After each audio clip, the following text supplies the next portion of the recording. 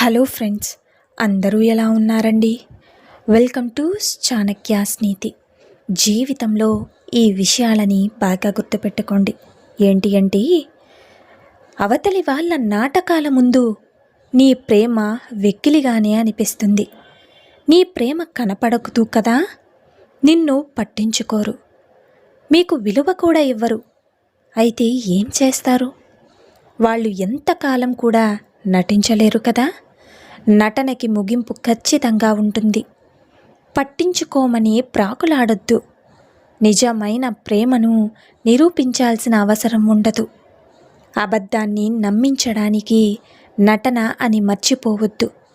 గుర్తుంచుకోండి, నీకు నిజంగా బంధం కావాలంటే నాదే రైటు, నువ్వే రాంగ్ అనే నిరూపించాలనే పంచాయితీ వదులుకోవద్దు, అసలు పెట్టుకోవద్దు కూడా.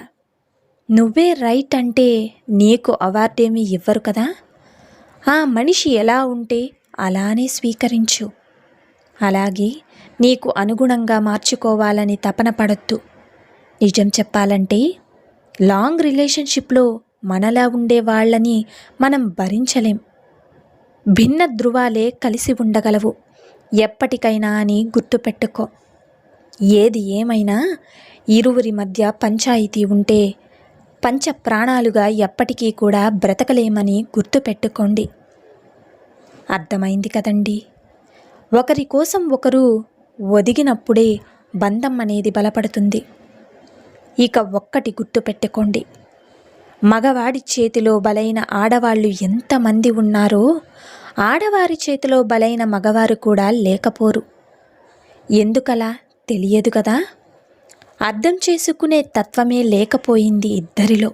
ఎవరికి వారు నేనెందుకు తగ్గాలి అనేవాళ్ళే ఎక్కువైపోతున్నారు. నిజమే కదండి. బంధం బలపడాలి అంటే ఇద్దరూ తలపడితే కుదరదు, ఒకరికొకరు భరోసాగా మారాలి. ఆడవాళ్లను కూడా తప్పనే లేమిక్కడ, అలాగే వాళ్ళది తప్పు అని కూడా అనలేము. మగవారిని కూడా తప్పు పట్టలేము కదా. బొమ్మ బొలుసు కలిస్తేనే రూపాయికి విలువ కదా. నిజమే కదండి. జీవితానికి విలువ పెరగాలి అంటే ఎవరికి వారు తప్పొప్పులు తెలుసుకుని మసలుకోవాలి. అలాగే ఒక్క విషయం ఏంటి అంటే, నరం లేని నాలుక కంటే ఇదే కాబోలు. ఇంట్లో ఉండి భర్త పిల్లల్ని చూసుకో, ఉద్యోగం ఎందుకు? ఇక నువ్వు ఊర్లో ఏలాలా అంటారు. మరి సంపాదించే ఆడపిల్లలకు ఇచ్చే విలువ గృహిణికి ఎందుకు ఇవ్వరు? తను ఇంట్లో ఉండి అందరినీ టైంకి ఇంటి నుంచి ఆఫీస్కి, స్కూల్కి పంపిస్తుంది. ఇంట్లో అందరి గెలుపే తన గెలుపు అనుకుంటుంది. ఉద్యోగం చేసే సత్తా ఉన్నా పిల్లల కోసం తనను తాను ఇంట్లోనే బందీ చేసుకునే వాళ్ళు ఎంతోమంది. తను ఓడిపోయినా ఇంట్లో అందరినీ గెలిపిస్తూ తను అనుక్షణం ఓడిపోతూనే ఉంటుంది. వంట బాగుందని చెబితే మీ సొమ్మేం కరిగిపోదు కదా. తనని మెచ్చుకున్నంత మాత్రాన మీకు కొమ్ములేం విరిగిపోవుగా. అలాగే చిన్న గుర్తింపిస్తే చాలు, అదే తన జీవితానికి ఒక పెద్ద అవార్డు అనుకుంటుంది. ఇలా అనుకునే గృహిణులు ఎంతోమంది. నీ కోసమే బ్రతికే ఆమెను చులకనగా చేస్తే మాత్రం మీరు ప్రపంచాన్ని గెలిచినా ఓడినట్లే. గుర్తుంచుకోండి, కాస్త ఆలోచించండి. అర్థమైంది కదండి. భార్య భర్త మధ్యలో గొడవ వస్తే ఎవరు తగ్గాలి? ఎవరు ముందు మాట్లాడాలి? ఎవరిది తప్పైనా భార్యే నోరు మూయాలి, లేకపోతే భర్తే తగ్గాలి అనుకుంటే ఒక రోబోట్ని పెళ్లి చేసుకుంటే సరిపోతుంది కదా. నిజమే కదండి. తప్పు నువ్వే చేశావని ఒకరిని ఒకరు నిందించుకున్నాం కంటే ఇక ఎప్పుడూ కూడా ఎవరి మూలాన గొడవైందో వాళ్ళు తగ్గితేనే మంచిది. కానీ తగ్గరు. మాట పడిన వాళ్ళు ఒక మెట్టు దిగితే గొడవ పడిన వారు ఖచ్చితంగా మన కోసం 10 మెట్లు దిగుతారు. నీదే తప్పు, అందుకే దిగామని చులకన చేసి బాధపడాల్సిన పని లేదు. మన బంధం నిలబెట్టుకున్న వాళ్ళం అవుతాం తప్ప ఇక దిగజారిన వాళ్ళమేం కాము కదా.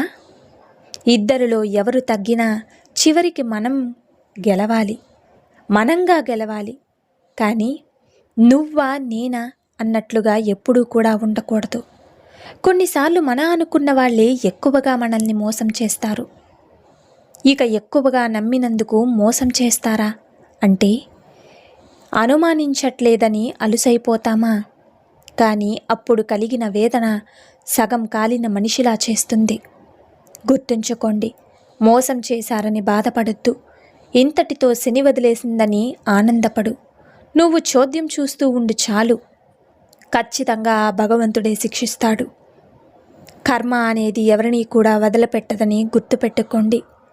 స్నేహం అంటే అన్ని పర్సనల్ విషయాలు చెబితేనే మనతో స్నేహంగా ఉంటారన్న అపోహతో అన్ని విషయాలు చెప్పేసి అవతల వాళ్ళ గుప్పెట్లో మానసికంగా చిక్కుకుపోతున్నారు. సరదాగా మాట్లాడుకోవాలి, మనసు పంచుకోవాలి, ఎవరికైనా ఎంత చెప్పాలో అంతే చెప్పాలి. మనం ఎలా ఉన్నా, ఏం చెప్పినా చెప్పకపోయినా మనకు అండగా నిలిచేదే స్నేహం. విడిపోతారేమో అన్న భయంతో అస్సలు ఉండకూడదు. విడిపోయే పరిస్థితుల్లో కూడా విడిపోనిదే స్నేహం అనేది, ఈ స్నేహ బంధం అనేది. అర్థమైంది కదండి? అలాగే మా వాళ్ళని నువ్వు తిట్టావు, అందుకే నువ్వంటే కోపం అని భార్య, మా వాళ్ళని నువ్వంటున్నావు అందుకే నువ్వంటే చిరాకని భర్తను కసురుకుంటే, ఒకరు పుట్టింటికి మరొకరు తన ఇంట్లోనే ఉండిపోతే ఇక మీ బంధం ముందు ఎవరైనా సరే పరాయి వాళ్లే కావాలి. కానీ వేరొకరి ముందు ఒకరికొకరు పరాయి వాళ్ళు కాకూడదని గుర్తుపెట్టుకోండి. కష్టం వస్తే ఇక కడవరకు నిలిచేది నీ భార్యే. ఏం జరిగినా తోడుగా ఉండేది భర్త మాత్రమే అని గుర్తుపెట్టుకో. నిజమే కదండి?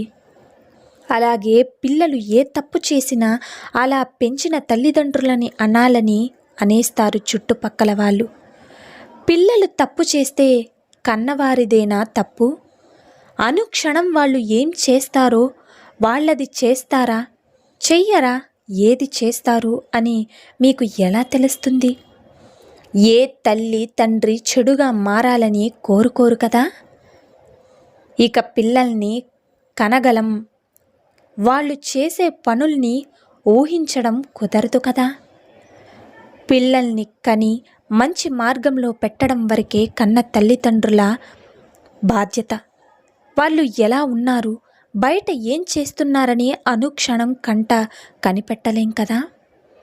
చివరిగా ఒక్కటి చెబుతున్నాను వినండి.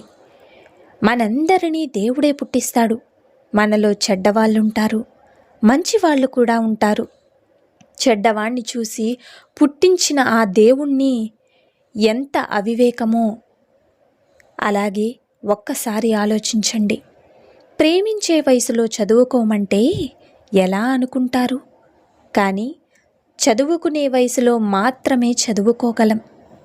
ప్రేమ అంటే రెండు మనసులను తెలుసుకునే వయసు వచ్చినప్పుడే నిజమైన ప్రేమంటారు. వ్యామోహానికి ప్రేమ అని పేరు పెట్టి మిమ్మల్ని మీరే నాశనం చేసుకోకండి. ఈ తరం యువత ఇప్పుడు ఇలానే పాడైపోతుంది. ప్రేమించడం గొప్ప కాదు, ఆ ప్రేమను నిలబెట్టుకోవడం గొప్ప. ఆ ప్రేమను నిలబెట్టుకునేంత వయసు వచ్చేంత వరకు ఆగండి. అర్థమైంది కదా?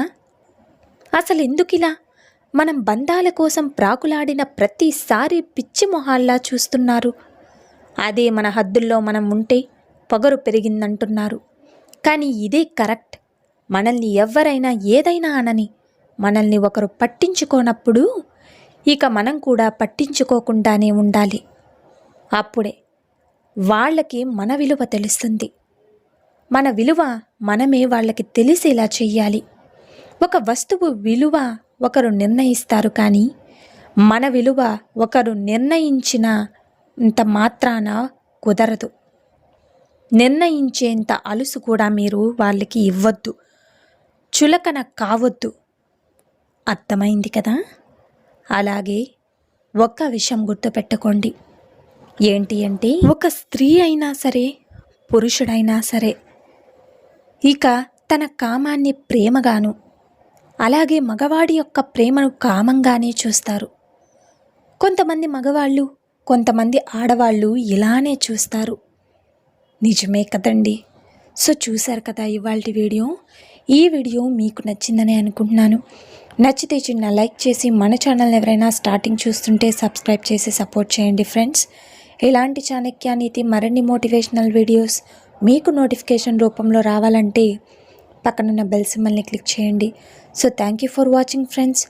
రేపటి వీడియోలో చాణక్యులు గారు ఏ మంచి మాటలను, ఏ మంచి సూక్తులను మనకి చెప్పబోతున్నారన్నది మనం రేపటి వీడియోలో అయితే తెలుసుకుందాం.